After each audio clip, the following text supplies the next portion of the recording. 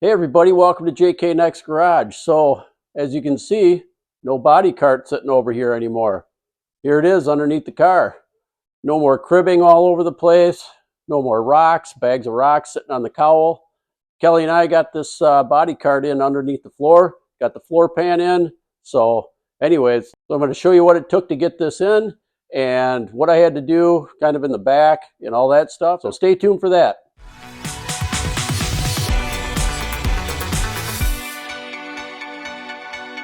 So I'm going to go over quickly what I'm using to get this body cart back underneath with the trunk pan now. And this is what I have to do to get it under there. I got to have it up quite a bit. The bottom of these I have at about 26 inches because this is about 25 3/4. So as you can see, I've got a little block of wood in the back one there on the rocker, just so I'm not sitting on the floor pan, because the floor pan does come down just a little bit past that rocker. So yeah, basically all it is two 2x4s pretty much screwed together all the way across. My jack stands, I just got these jack stands, I don't know where I got them, it's been so long. 6-ton jack stands, heavy duty ones. What I do is I have a little piece of rod underneath there that fits right in the little gap that's in the jack stand here. I see a little bit better on this one, a little bit closer. There's a little hook right in here in the jack stand. So I just put a little piece of rod with some straps so it would stay lined up. I also have marks here for the center lines for where the center of the jacks are. In case anything starts getting off, I know exactly where that center is of that bolt underneath or that piece of rod. So, and anyways, as you can see, I'm out away from the car on the sides here because I got to make room for that body cart. And right down here, I got to make sure that body cart slides by there. And then I lift it up from the center.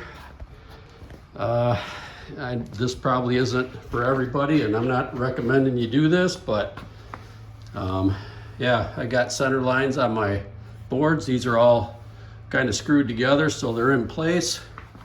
And then right at the center of the car, I've got marks on the boards here. I don't know if you probably can't see that one back there, but then I lift it up very slowly, one click at a time until I get it up to where I need to.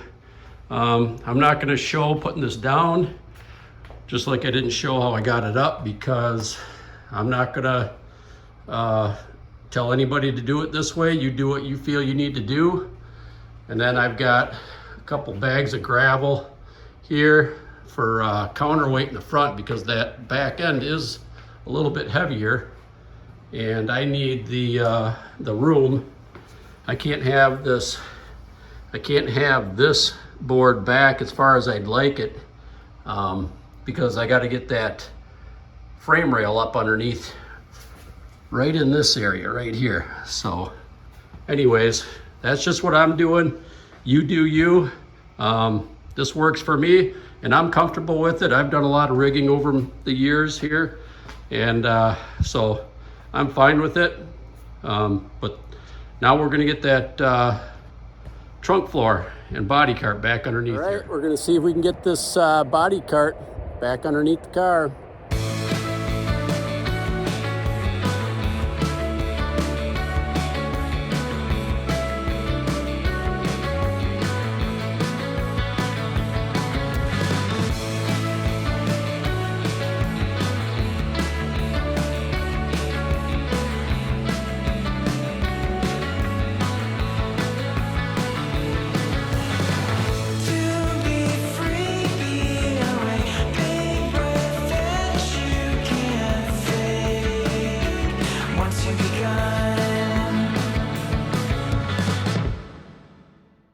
Okay, we'll lower her down.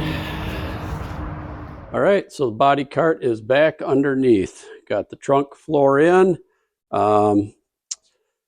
It was a little bit of a challenge, and that was because of these right here. They stick out so far, and had to do a little manipulating to wiggle it back and forth. As you can see, I had to bump this out a little bit, but yeah, it all worked out in the end.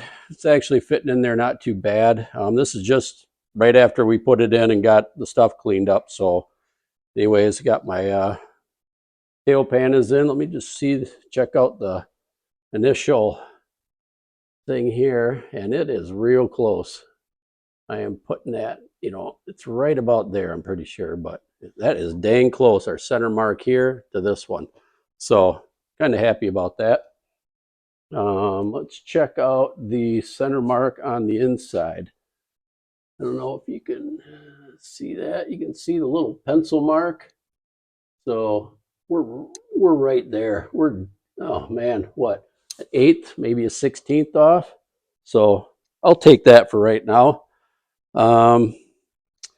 Let's see, how's this looking here? So inside here, not too bad. It's lining up pretty good right here. You see this is part of the trunk floor, and so I don't know how that's, but this is where the original one was lined up, so looks like it might have to come down a little bit. This isn't bad though. This is all fitting in real good. Yeah, this is kind of how the original one was. This was overlapping just a little bit, so I'm not too concerned with that right now. But yeah, I think so. I'm going to show you a little bit of an issue I got here. Is not really an issue, but you can see that frame rail isn't sitting down on that peg very much. It's like a 16th off, maybe an 1/8. And then, I don't know if you can see back there, see how the frame rail doesn't sit on that pad about the same. So anyways, this is my theory on that. And like I said, just my thoughts is, these aftermarket frame rails are not exactly the same as the originals. All right. If you worked with aftermarket parts, you know that nothing fits like the original. So I'm going to just show you this side. And see a little bit of a gap there, and then a little bit of a gap there on the back. So anyways, my thoughts is that it is sitting on here on both sides. These rises were just for placement anyways, for when I put this all together, just to get it as close as possible. So I think what I'm going to do is I am going to cut this here and see if that settles the trunk down a little bit, and the frame rails down a little bit. So I'm going to cut both of those. I'll put some blocks back. I'll put some blocks back up in here. Hold that up. Cut these off, and then let it settle down a little bit and see where we're at. Now let's see how we're set up for our alignment here. And man, that is real close. That is real close.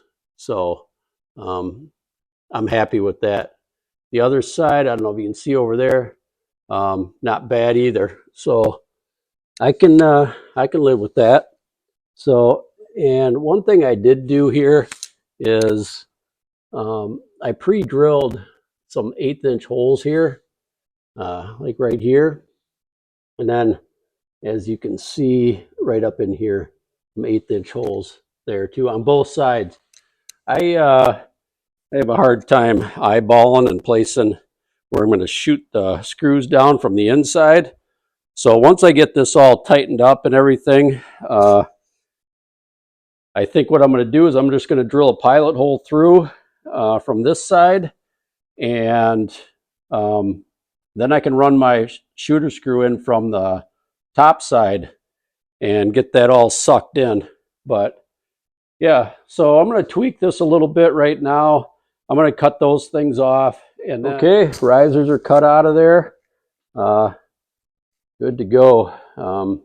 Yeah, I can always put them back in there or weld them back on after I get done with the car. But anyway, enough of that. So as you can see, sitting nice and flat here, sitting nice and flat. I don't know if you can see the other side over there. I'll go around the back side. You can see a little better on the back here. You can see that pad. sitting right on there, and same with here. So nice. So all right, so now that I got it all leveled up, body cart back where it needs to be, we can check out the initial fitment here, and everything seems to look pretty good inside the trunk. Of course, I don't know. You can see my level, trunk's level. So I just got the car sitting on here, all leveled up and everything. So I haven't done any adjusting to the trunk floor and frame rails, except for obviously taking these out to get that to drop down. So, and everything's looking real good. Everything's lining up. See what the front looks like here.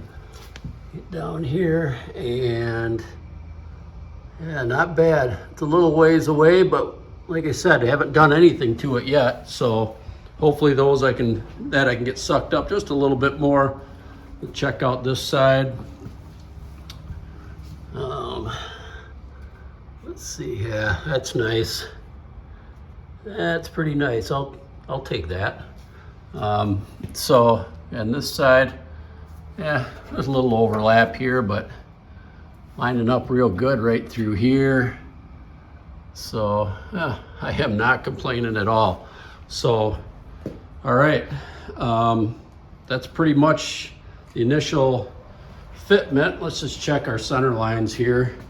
You can see right about there is actually the center. So I'm about, if I move this up a little bit, I'm about 1/8 to 1/16 off. Initial fitment, I'll take it.